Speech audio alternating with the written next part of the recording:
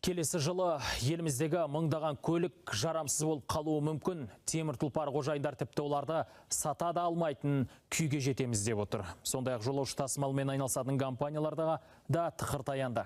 Енді тарифті өз білгенше көтеріп, бұқараның қалтасын қаққан такси операторлармен қош айтысуымыз ғажап емес. Сюжетті толығырақ.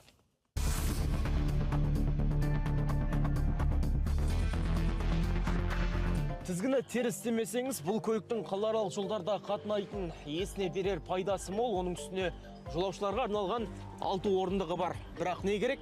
Осындай оң жақ рөлді көліктердің дәуірі бітті. 1 қаңтардан бастап көлік министрлігі жолау тасымалына түпкілікті тыйым салмақ. Оны көлік министрі Марат Қарабаев шілде айында хабарлаған болатын.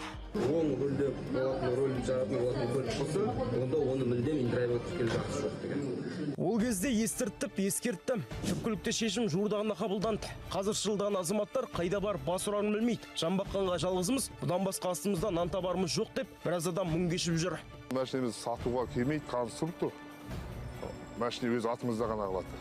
Бұдан басқа табыс көзім жоқ. Осы жалғыз табысым осы. Барған жеріне 150-200 мыңға шақырады, ол 150-200 мыңден қазір түкке жетпейді. Бізді жұмысқа алмайды ғой енді. Бір жерге барып охранник болмасам 80 мың теңгеге енді. Жағдайға қарап дал болған астаналық Мақсат Ахатов қазір сатайын десе көлігін өткізе алмайды.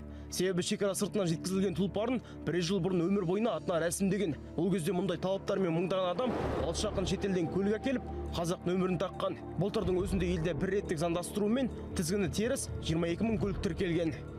Бұрыннан бері қолданысқа табылған талап осы жолаушыларды таксимен тасымалдау қызметіне рөлі оң жақта орналасқан автокөліктері қолдануға болмайды, ол тыйым салынған. Барынша барлық осындай тасымалдаушыларды қамту үшін бізде осы таксиге тапсырыс берудің мобильдік қосымшаларымен жұмыс жүргізіліп жатыр.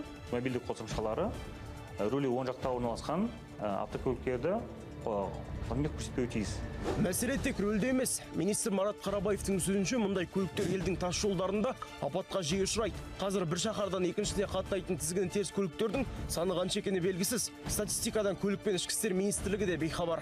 Бұрыннан бар, бірақ сақталмаған заңның жағасына келер болсақ, шектеу қойылған машиналар жолаушы тасымалдаған жағдайда жеке тұлғалар 20 мың теңге көлемінде айыппұл арқалайды. Ал шағын кәсіпкерлік ретінде тіркелгенде 40 мың теңгесінен қағылады. Ірі бизнес субъектілері болса 98 мың теңге төлеуге міндеттеледі.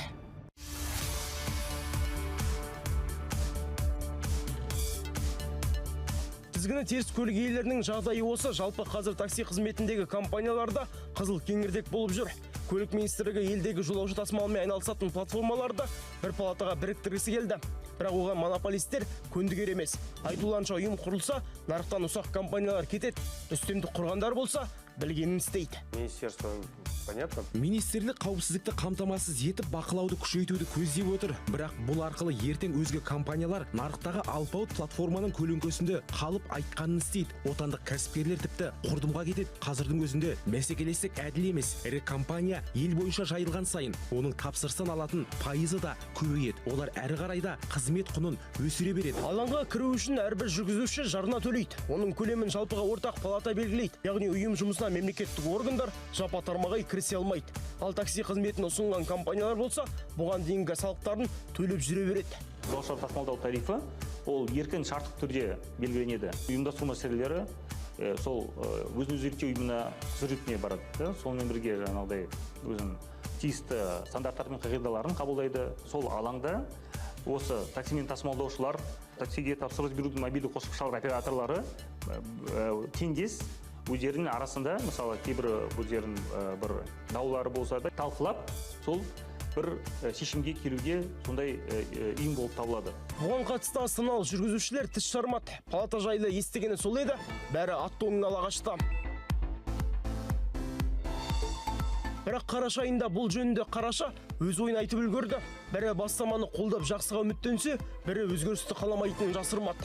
Мысалы кейде 3 мың заказ басаң, яндық 700 теңгесін 600 теңгесін ақ қояды. Баға жоқ болса, 1000 теңге апарсаң, соң 300 теңгесін 400 теңге ақ қояды. Артық процент төлегім келмейді, сондықтан оған қарсымын.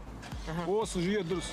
Әзірге бұл заң жобасы мәжілістің бірінші оқылымында қаралып мақұлданды. Салада ендігі не болары белгісіз, бірақ көлік министрлігінің өкілі келер жылы палата құрылуы әбден мүмкін деп жорыды.